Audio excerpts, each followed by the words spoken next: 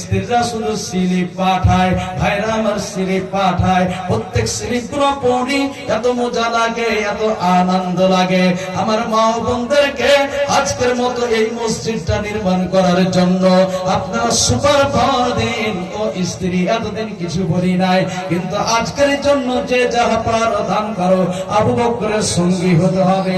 আল্লাহ ইখলাস করে, আল্লাহ তোমার একজন গোলাম 2 মণ ধান দান করলো, আল্লাহ গো রহমত নামে আল্লাহ আর একজন বান্দা তোমার 1 মণ ধান, আল্লাহ ইখলাসের দানকে কবুল করে নাও।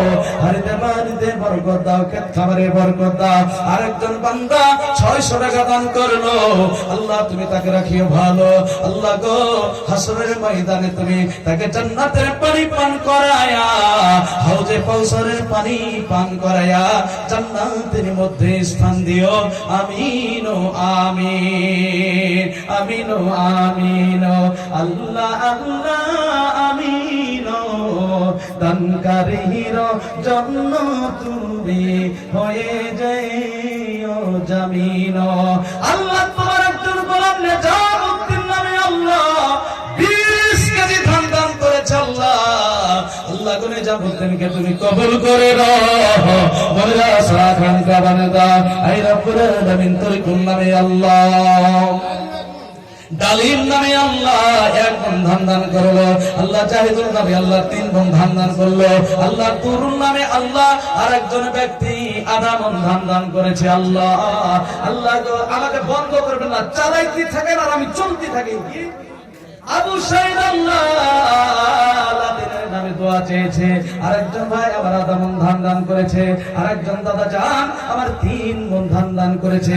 আরেকজন ভাই 1/2 মণ ধান দান করেছে।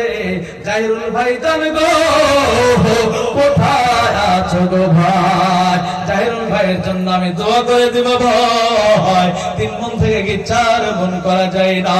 আল্লাহ গো জাহিরুলকে তুমি কবুল করে নাও, হারিতে বরকত দাও, ক্ষেত খামারে বরকত দাও।